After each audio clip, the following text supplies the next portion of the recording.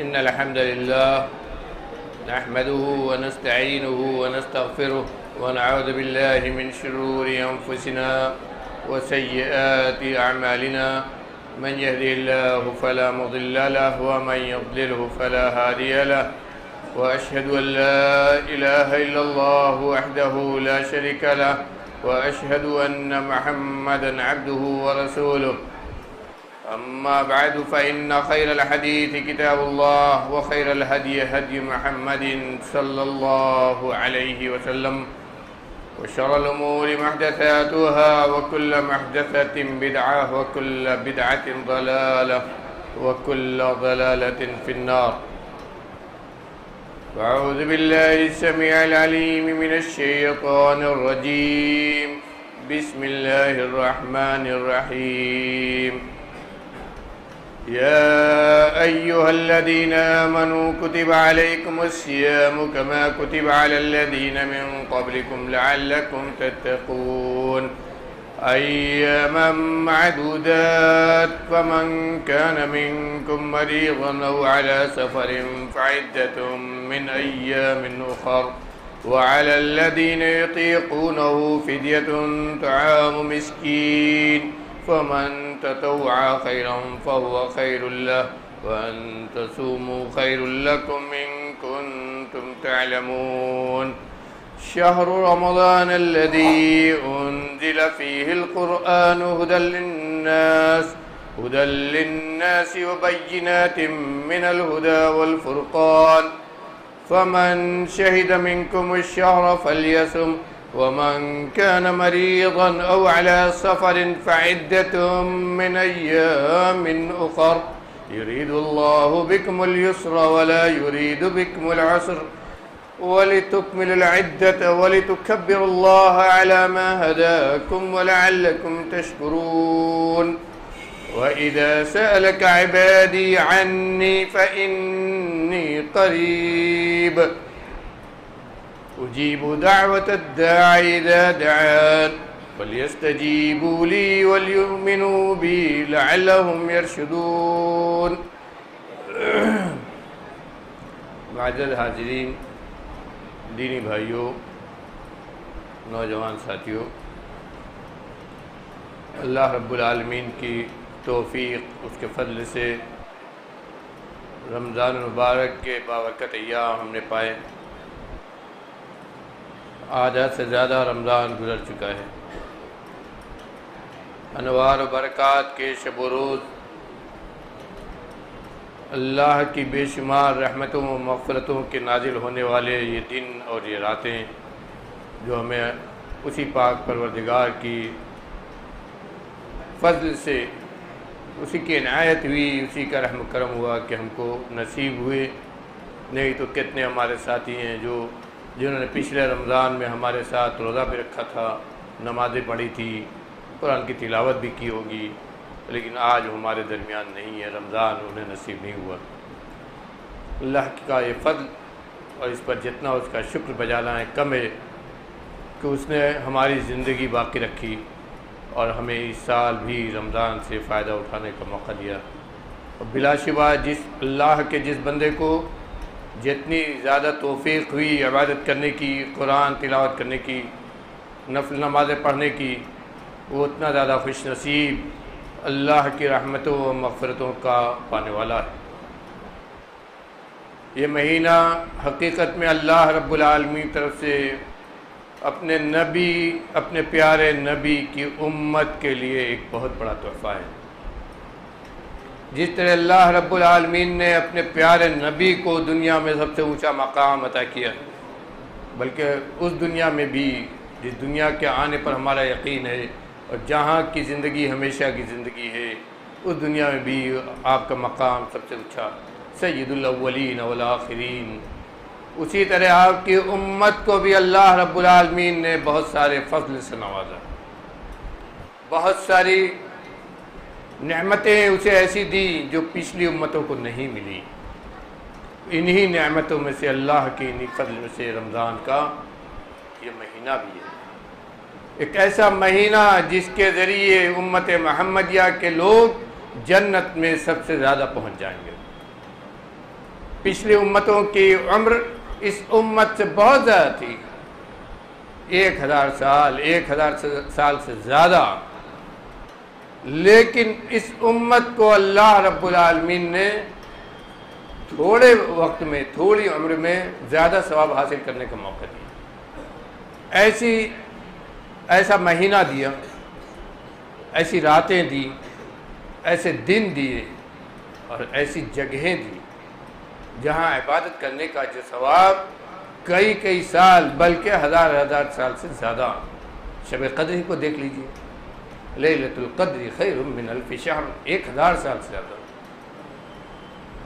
اسی طرح یہ رمضان کا مہینہ جس کی عبادت، اصل عبادت روزہ، جس کا اجر ثواب کسی کو نہیں معلوم، جس کا اجر ثواب کسی کو نہیں معلوم۔ میرے بھائیوں، رمضان کے فضائل جب ہم ذکر کرتے ہیں تو سب سے پہلی چیز روزہ آتی ہے۔ اللہ رب العالمین نے رمضان کے تعلق سے اسی روزے کا سب سے پہلے ذکر کیا، یا ایھا الذین آمنوا کتب علیکم الصیام کما کتب علی الذین من قبلکم لعلکم تتقون۔ اے ایمان والو، تمہارے اوپر روزہ فرض کیا گیا جیسے تم سے پہلے امتوں پر فرض کیا گیا تھا۔ کیوں فرض کیا گیا؟ لعلکم تتقون، تاکہ تمہارے اندر تقوی پیدا ہو۔ رمضان کا ذکر آتا ہے تو روزے کا ذکر ضروری ہو جاتا ہے۔ اللہ رب العالمین نے اس مہینے کو سب سے زیادہ جو فضل عطا کیا وہ روزے کا، اس لیے کہ روزے کی عبادت ایسی ہے جس میں آدمی دن بھر عبادت میں رہتا ہے۔ سحری کھاتے ہیں جب اس وقت سے لے کر، سحری کھاتے ہیں جب اس وقت سے لے کر جب افطار کرتے ہیں اس وقت تک آدمی عبادت میں رہتا ہے پورا دن۔ اور یہی نہیں، سحری جب کھاتے ہیں وہ وقت بھی بہت بابرکت ہوتا ہے، اور جب افطار کرتے ہیں وہ وقت بھی بہت بابرکت ہوتا ہے۔ نبی کریم صلی اللہ علیہ وسلم فرمایا سحری کے بارے میں کہ السحرۃ اکلۃ البرکہ، سحری بابرکت کھانا ہے، اور کسی کھانے کے بارے میں نہیں کہا۔ ہم ناشتہ کرتے ہیں، کھانا کھاتے ہیں، دوسرے دنوں میں پیٹ خوب بھرتے ہیں، لیکن سحری ایسا کھانا ہے، سحری ایسا کھانا ہے جس کو کہا کہ یہ بابرکت کھانا ہے۔ ایک حدیث میں آپ نے کہا الغداء المبارک، بابرکت ناشتہ ہے۔ اس لیے آپ نے کہا کہ اگر کسی کو سحری کے وقت کچھ نہ ملے، ایک گھٹ پانی ہی پیے، لیکن پیے۔ سحری کے وقت کچھ بھی نہ ہو تو ایک گھٹ پانی ضرور پیے، تاکہ سحری کا نام اس کے اوپر آ جائے کہ اس نے سحری کھائی۔ اور اسی لیے علماء نے لکھا ہے کہ ایک گھٹ پانی بھی یہ سحری کے برابر ہو جائے گا۔ ضروری نہیں کہ آدمی پیٹ بھر کھائے، بلکہ اگر اتنا ایک گھٹ پانی پی لیا تو اس کا نام سحری ہو جائے گا۔ یہ بابرکت، آپ نے کہا یہ بابرکت کھانا ہے۔ کیوں؟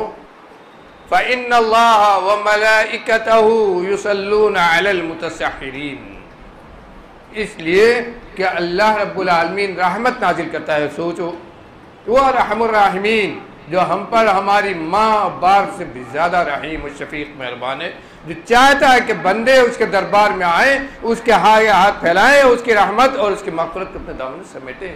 وہ بلاتا ہے، اللہ رب العالمین کی طرف سے بلایا جاتا ہے، کہا جاتا ہے آؤ۔ اور دن کا بھولا اگر رات میں اللہ کے دربار میں آتا ہے تو اللہ رب العالمین اس کی بخشش کرتا ہے، اور رات کا بھولا اگر دن میں اس کے دربار میں آ کے رحمت اس کی تلاش کرتا ہے تو اپنی رحمت سے ڈھانک لیتا ہے، تو دعوت دیتا ہے وہ۔ تو یہ کیا کہہ رہا اللہ رب العالمین؟ نبی کریم صلی اللہ علیہ وسلم کیا فرماتے ہیں؟ ان اللہ وملائکتہ، اللہ رب العالمین کی رحمت نازل ہوتی ہے اور فرشتے رحمت کی دعائیں کرتے ہیں۔ کن کے لیے؟ ان لوگوں کے لیے جو سحری کھاتے ہیں۔ کن کے لیے؟ جو سحر کے وقت سحری کھاتے ہیں۔ میرے بھائیوں، یہاں یہ بھی آپ کو معلوم ہونا چاہیے کہ سحری کے وقت رات کا 2-2:30 بجے کا نہیں ہے۔ سحری نبی کریم صلی اللہ علیہ وسلم آخری وقت میں کھاتے تھے، اتنا آخر ہوتا تھا کہ اتنے وقت میں آدمی زیادہ سے زیادہ 30-40 آیتیں پڑھ سکتا ہے۔ کتنا آخر ہوا؟ حضرت بلال اترتے تھے، حضرت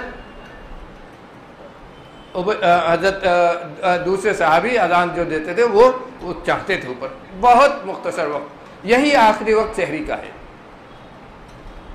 صبح صادق طلوع ہونے سے پہلے جب کھانا بنا ہوا، اس سے پہلے مختصر وقت میں آدمی جو بھی کھا لے، یہی سحری کا وقت ہے۔ اسی کو سحر کہتے ہیں، اسی سحر سے سحری۔ تو جو لوگ رات میں کھا کر سو جاتے ہیں، فجر کی نماز بھی چلی جاتی ہے، ان کو یہ جان لینا چاہیے کہ جو اللہ کی رحمت کے نازل ہونے کا وقت ہے، جب اللہ تعالیٰ رحمت نازل کرتا ہے اور جب فرشتے دعائیں کرتے ہیں، اس وقت سے وہ غافل رہتے ہیں۔ کھا کے سو جاتے ہیں، ضرور روزہ رہیں گے دن میں ضرور، لیکن جو اصل وقت ہے سحری کا، اور جس وقت اللہ کی رحمت ان کو نصیب ہو سکتی ہے، فرشتے کی دعائیں اس کو مل سکتی ہیں، وہ وقت اس کو نہیں ملتا ہے۔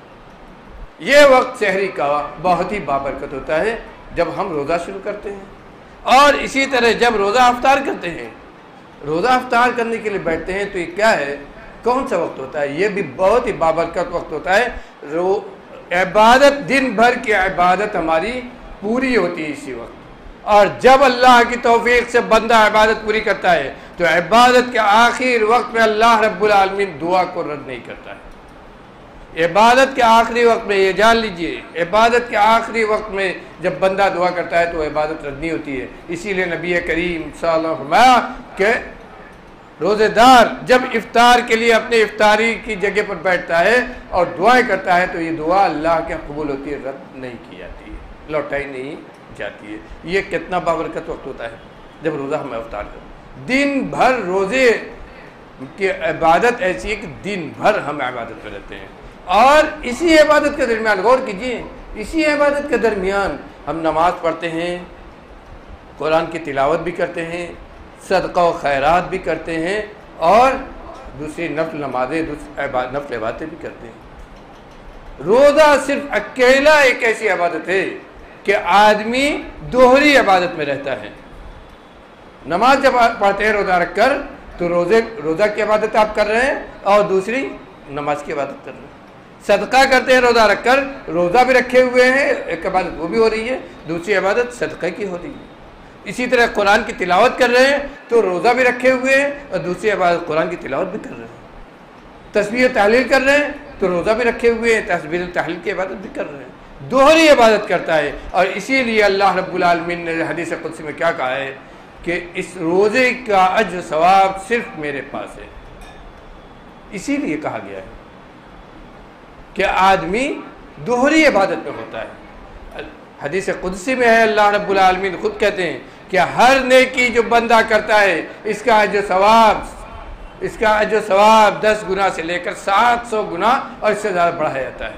یہ اللہ کا ایک نظام ہے آپ کے اجر ثواب کا۔ 10 گنا سے لے کر 700 گنا اور اس سے زیادہ کتنا دیتا ہے اللہ، یہ اس کے علم میں ہے، یہ کوئی نہیں جانتا ہے۔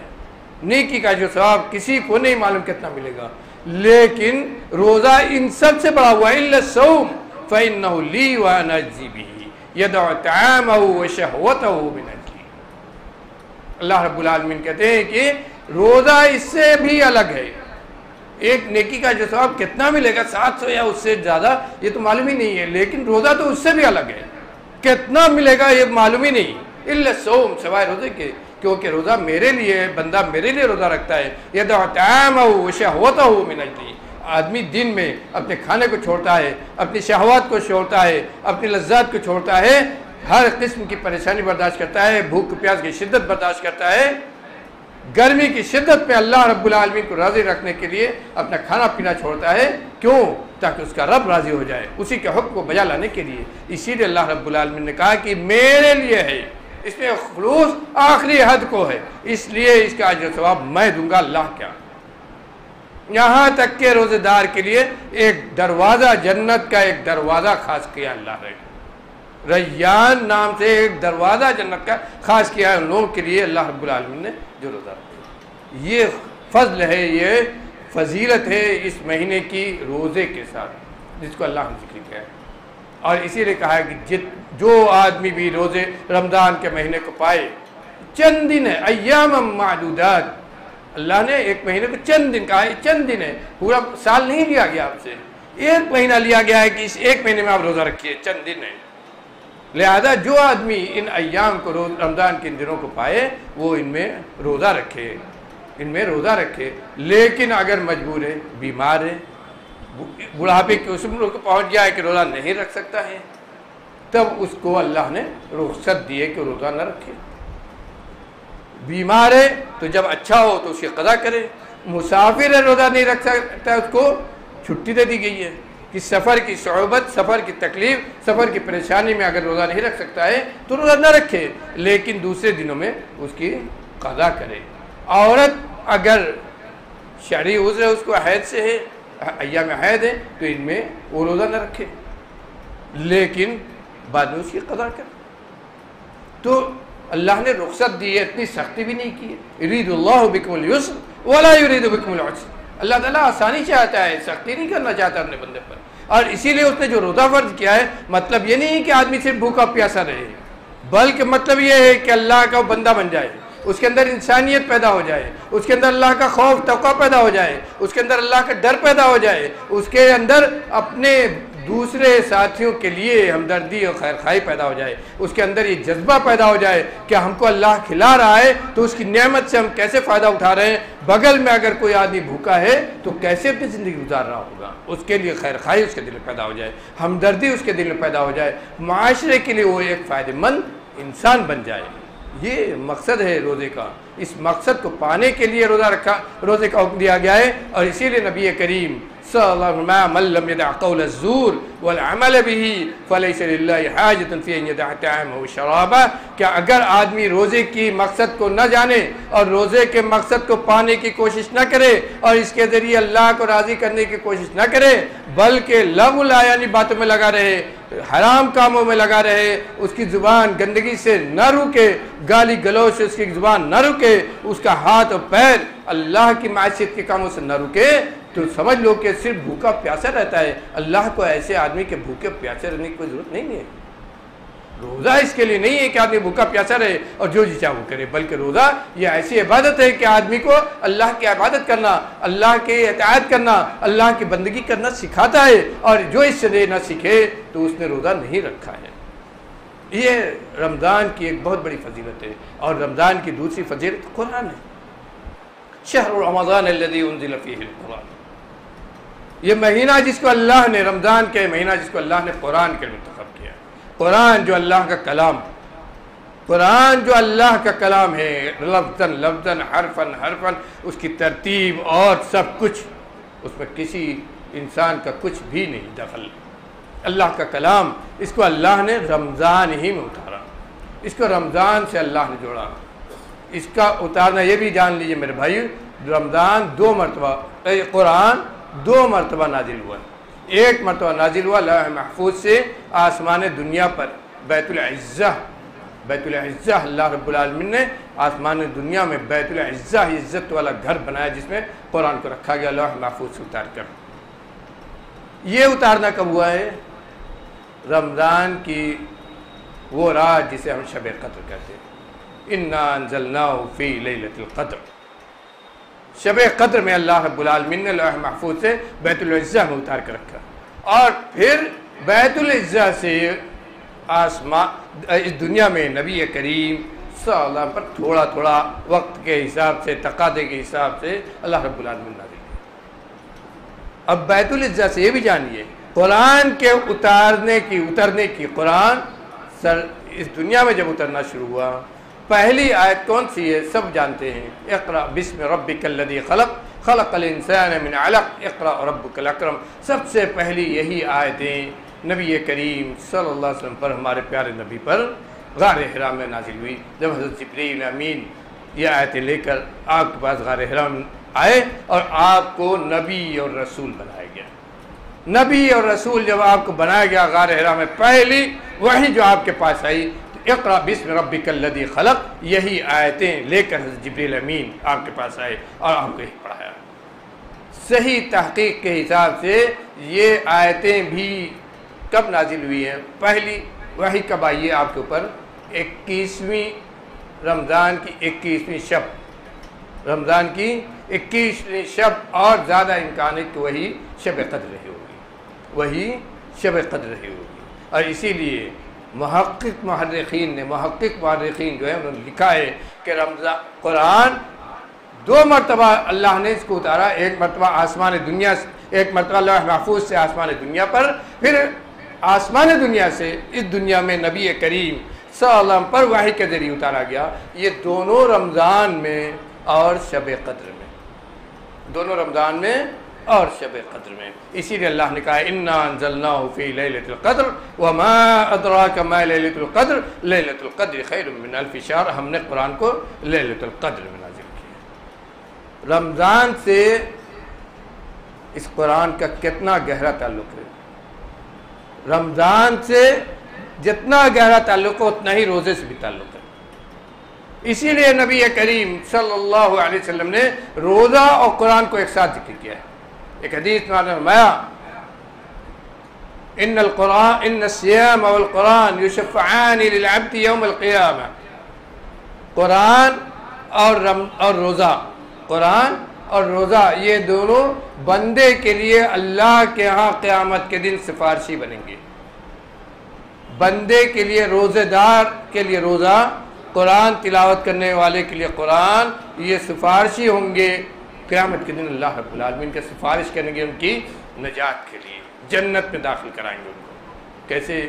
آپ فرماتے ہیں روزہ کھڑا ہوگا اللہ رب العالمین کے دربار میں، کہے گا یا رب منعت الطعام والشہوات فی النہار فشفعنی فیہ.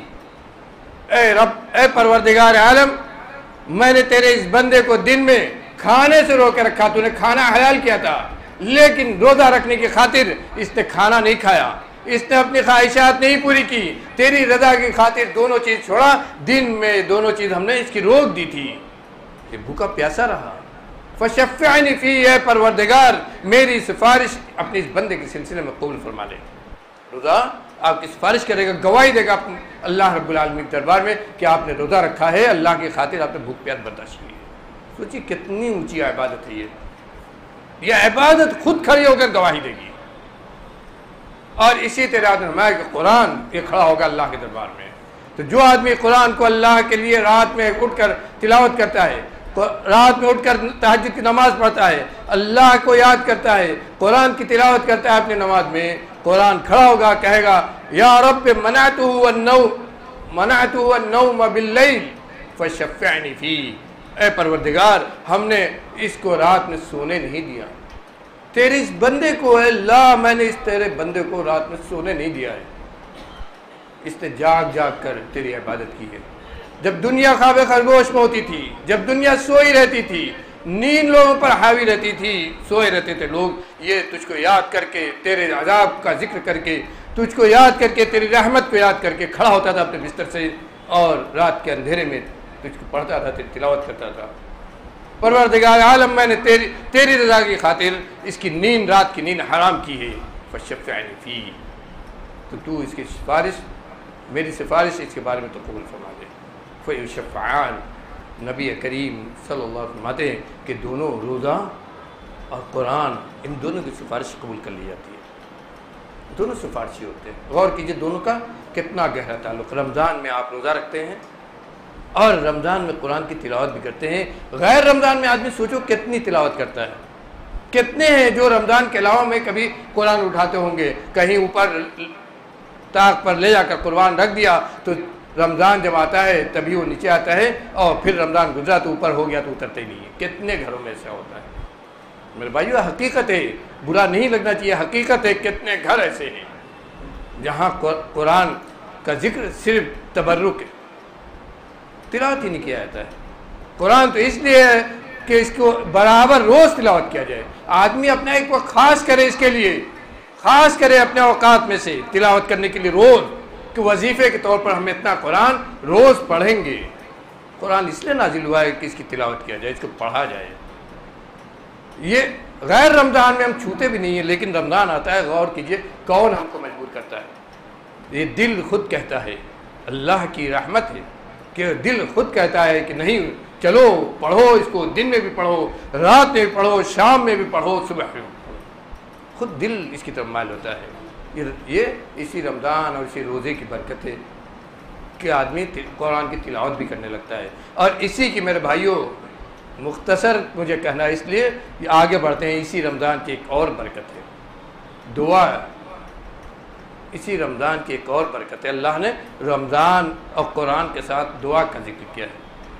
وَإِذَا سَأَلَكَ عِبَادِي عَنِّي فَإِنِّي قَرِيبٌ أُجِيبُ دَعْوَةَ الدَّاعِ إِذَا دَعَانِ. نبی صلی اللہ علیہ وسلم کو مخاطب کرے اللہ رب العالمین کہتا ہے کہ جب میرے بندے تم سے میرے بارے میں پوچھیں کہ رب کہاں ہے، کیسے اس سے مانگیں، تو میرے بندوں سے کہو اذا سألک عبادی عنی فإنی قریب، تو ان کو بتا دو کہ میں قریب ہوں۔ اللہ کیا کہہ رہا ہے؟ نبی سے کہہ رہا ہے کہ کہو اے نبی صلی اللہ علیہ وسلم، آپ لوگوں کو بتا دیجئے کہ اللہ کہیں دور نہیں ہے، وہ تم سے قریب ہے، تمہارے شہرک سے زیادہ قریب ہے۔ فإنی قریب اجیب دعوت الداعی اذا دعان، جب پکارنے والا مجھ کو پکارتا ہے، مانگنے والا جب سے اس سے مانگتا ہے تو میں اس کی حاجت پوری کر دیتا ہوں، پکارنے والا جب پکارتا ہے تو میں اس کی دعا کو قبول کر لیتا ہوں، حاجت مند جب میری طرف بڑھتا ہے تو میں اس کی حاجت پوری کر دیتا ہوں، پریشان حال جب اپنی پریشانی کے لیے دعا کرتا ہے تو پریشانی اس کی دور کرتا ہوں، جب کوئی بیمار اپنی بیماری سے شفا مانگتا ہے تو میں اس کو شفا دے دیتا ہوں۔ فإنی قریب اجیب دعوت الداعی اذا دعان، تم میری دعوت کو قبول کرو، فلیستجیبوا لی، تو کہو ان سے کہ میری یہ دعوت ہے کہ آؤ مجھ سے مانگو، آؤ میرے آگے ہاتھ پھیلاؤ، آؤ مجھ سے مانگو، مطالبہ کرو، میں تم کو دوں گا۔ یہ اللہ خود کہہ رہا ہے، اور حقیقت میں اس مہینے کی یہ بھی خصوصیت ہے، اس مہینے کی یہ بھی خصوصیت ہے، آدمی کا دل خود ہی اللہ رب العالمین سے مائل ہوتا ہے۔ کتنی دعائیں کرتے ہیں صبح شام، دل کہتا ہے کہ ہر وقت اللہ سے مانگتے رہے، دعائیں کرتا رہے۔ وہ بدبخت ہے وہ آدمی جس کو اس مہینے میں دعا کرنے کی توفیق نہ ہو، رمضان کا روزہ رکھنے کی توفیق نہ ہو، اس سے بڑی بدبختی کیا ہوگی؟ لیکن اسی طرح اگر دعا کرنے کی توفیق نہ ہو اس مہینے میں تو اس سے بڑی بدبختی کچھ نہیں ہے۔ اور دعا ہی کا حصہ ہے توبہ ہے، وہ بھی اس مہینے کی خاص چیز ہے توبہ، توبہ استغفار، آدمی اپنے گناہوں کو یاد کرے، سال بھر کے اپنے عمل کو یاد کرے، اپنے سیئات کو، اپنی لغزشوں کو یاد کرے، اور اللہ کے دربار میں روئے گڑگڑائے، توبہ کرے کہ رب العالمین ہم نے جو غلطیاں کی ہیں، جو گناہ کیا ہے، رب العالمین کو تو نہ دے بلکہ ہمارے اوپر اپنی رحمت اور مغفرت نازل کر، ہم کو اپنی رحمت سے ڈھانپ لے۔ میرے بھائیوں، اب آگے آخری عشرہ آنے والا ہے جو سب تینوں عشروں میں سب سے بابرکت عشرہ ہے، جس عشرے کو میرے بھائیوں ہماری بدنصیبی ہے کہ ہم عید کی تیاری میں ضائع کر دیتے ہیں، ہم بھول جاتے ہیں کہ اس کی اہمیت کیا ہے، یہاں اس عشرے میں ہمیں کیا کرنا چاہیے۔ میرے بھائیوں، یہ عشرہ سب سے زیادہ عبادت کا عشرہ ہے، اس عشرے میں نبی کریم صلی اللہ علیہ وسلم کی عبادت سب سے زیادہ ہوتی تھی، آپ اعتکاف کرتے تھے۔ سوچئے اس عشرے میں آپ مسجد میں گھر چھوڑ کر مسجد میں چلے آتے تھے، آپ کا خیمہ مسجد میں ہو جاتا تھا، مسجد سے نکل کر آپ گھر نہیں جاتے تھے۔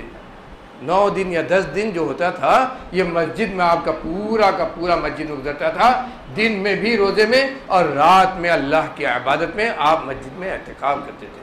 معتکف جو اعتکاف کرتا ہے وہ مسجد سے نکل ہی نہیں سکتا ہے، حتیٰ کہ اگر اس کا گھر کوئی جنازہ ہو جائے، کوئی میت ہو جائے اور جنازہ ہو تب بھی وہاں نہیں جا سکتا ہے، وہ جنازے میں بھی شرکت کی وجہ سے جا نہیں ہے، اتنا لازم ہے مسجد میں رہنا۔ تو آپ مسجد میں معتکف ہو جاتے تھے، اور خود عبادت، صرف یہی نہیں کہ خود عبادت کرتے تھے، حضرت عائشہ صدیقہ رضی اللہ عنہ کہتی ہے کہ اس عشرے میں آپ خود عبادت کرتے، پوری رات جاگتے، احیا لیل ہو، پوری رات جاگ کے عبادت کرتے تھے۔ کون؟ وہ نبی جن سے افضل کوئی انسان نہیں ہے، جن کے مقام کو ہم میں سے کوئی پا نہیں سکتا ہے، جو سب سے پہلے جنت میں داخل ہوں گے، جنت کے دروازے تو کھلوائیں گے، وہ نبی۔ ہماری کیا کیفیت ہونی چاہیے؟ احیا لیلو، پوری رات عبادت کرتے تھے، اور اسی کے ساتھ ساتھ اپنے اہل ویال کو، گھر والوں کو بھی جگاتے تھے کہ تم بھی عبادت کرو۔ حضرت عائشہ صدیقہ کہتی ہیں کہ ہم لوگ سب کے سب رات بھر جاگتے تھے، رات بھر عبادت کرتے تھے۔ ہو سکتا ہے کوئی ایسی گھڑی ہو جس میں اللہ تعالی ہماری دعا کو قبول کر لے، اس لیے ان راتوں کو ہمیں ضائع نہیں کرنا چاہیے۔ اس سے بڑا بدبخت آدمی کوئی نہیں ہے جو ان راتوں کو پائے اور اپنی مغفرت اللہ کے عطا کر۔ اسی لیے نبی کریم صلی اللہ علیہ وسلم کی حدیث پر میں بات ختم کروں گا، غور کیجیے۔ راغبان پر رجل دخل علیہ رمضان فلم یغفر لہ، وہ آدمی رسوا ہو، ذلیل ہو، نقصان اٹھائے، دنیا کا نقصان اسی کو لگے جس نے رمضان کا مہینہ پایا، رمضان کے روزے کا موقع پایا، دن کی عبادت کا موقع پایا، رات کی عبادت کا موقع پایا، لیکن اس کے باوجود عبادت کر کے اپنی مغفرت اللہ کے نہیں کرائی، اللہ کے ہاں اپنے آپ کو نہیں بخشوایا۔ میرے بھائیوں ضرورت ہے سنت سے زیادہ عمل کرنے کی، ضرورت ہے کہ ہم سیکھیں اور جانیں کہ اس مہینے کی برکتیں کیسے حاصل ہوں گی، اس مہینے کی راحتیں بچی ہیں، ان کو لوگ غنیمت جانیں۔ معلوم نہیں اگلے سال کس کو یہ دن نصیب ہو، کون ہے، کوئی ہے جو بتا سکتا ہے کہ اگلا لمحہ وہ زندہ رہے گا کہ اس دنیا سے چلا جائے گا؟ چاہے نوجوان ہو چاہے بوڑھا ہو، کسی کو نہیں معلوم کہ اگلا سال اسے رمضان ملے گا کہ نہیں ملے گا۔ دعا کرنی چاہیے کہ اللہ رب العالمین ہمیں سال یہ مہینہ، یہ بابرکت مہینہ عطا کرے، لیکن معلوم نہیں کہ کس کو ملے گا۔ اس لیے جو دن بچے ہیں ان کو ہمیں غنیمت جاننا چاہیے، زیادہ سے زیادہ عبادت کرنی چاہیے، قرآن کی تلاوت کرنا چاہیے، تسبیح و تحلیل کرنا چاہیے، اللہ کو راضی کرنے کا عمل کرنا چاہیے، زیادہ سے زیادہ صدقہ و خیرات کرنی چاہیے۔ یہاں یہ بات بھی یاد رکھیں یہ مہینہ صدقہ و خیرات کرنے کا بھی ہے۔ نبی کریم صلی اللہ علیہ وسلم بہت زیادہ صدقہ کرتے تھے۔ صدقہ و خیرات کے لیے ضروری نہیں ہے کہ آدمی صاحب نصاب ہو، اتنا اس کے پاس مال ہو کہ خوب وہ خرچ کر سکے نا۔ اگر اپنی روزی سے زیادہ ہے تو بچا ہوا مال وہ اللہ کے راستے میں خرچ کرے، دوسرے غریبوں کو، دوسرے لوگ جن کو کچھ نہیں ہے ان کو کھلائے، ان کو دے۔ یہی اس مہینے کی خصوصیت ہے۔ اللہ تعالیٰ سے دعا ہے کہ ہم کو نیک عمل کی توفیق دے۔ رب العالمین ہمارے روزوں کو قبول فرما لے، رب العالمین ہمارے روزوں کو قبول فرما لے، رب العالمین اس ماہ مبارک میں جو عبادتیں ہم نے کی ہیں ان سب کو تو شرف قبولیت سے نواز۔ رب العالمین ہمارے صدقہ و خیرات کو قبول فرما۔ پروردگار عالم ہم نے اس مہینے میں جو قرآن کی تلاوت کی ہے ان سب کو تو قبول فرما لے، ہم نے جو نفع عبادتیں کی ہیں ان کو قبول فرما لے۔ رب العالمین ہم نے جو خیر خواہی اور بھلائی کا کام کیا ہے ان سب کو تو قبول فرما لے۔ رب العالمین ہمارے دلوں میں اپنی محبت، اپنے دین کی محبت پیدا کر دے۔ رب العالمین تو ہمارا محافظ بن جا۔ رب العالمین تمہاری عبادت گاہوں کی حفاظت فرما، ہمارے دین کی حفاظت فرما۔ رب العالمین ہماری عبادت گاہوں کی حفاظت فرما دے۔ رب العالمین ہر ظالم کے ظلم سے ہم کو بچا لے۔ رب العالمین ہم میں جو بیمار ہیں ان کو ان کی بیماری سے شفا کامل عاجل عطا کر۔ رب العالمین ہم میں جو بیمار ہیں ان کو ان کی بیماری سے شفا کامل عاجل عطا کر۔ رب العالمین ہر بیماری سے شفا دینے والا تو ہی ہے، تو ہم کو ہر بیماری سے شفا کامل نصیب کر۔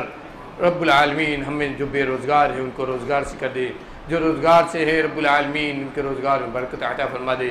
رب العالمین ہم کو حلال رزق عطا کر، حرام رزق سے بچا لے۔ رب العالمین ہمارے دلوں میں اپنے دین کی محبت پیدا کر دے، اپنے نبی کی سچی محبت پیدا کر دے، اس ماہ مبارک سے فائدہ اٹھانے کی توفیق عطا فرما دے۔